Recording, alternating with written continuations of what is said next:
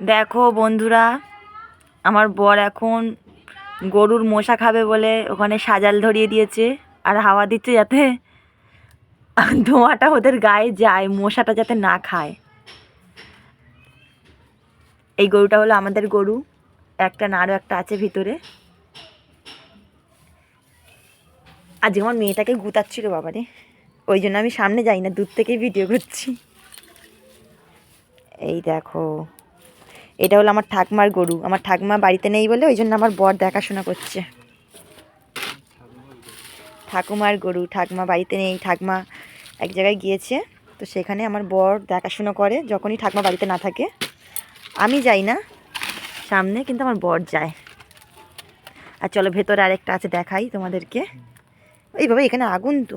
সেই যে ভেতরে আরেকটা গরু আছে, দেখ তুই গুতাবি নাকি? কুটু কুটু কুটু কুটু।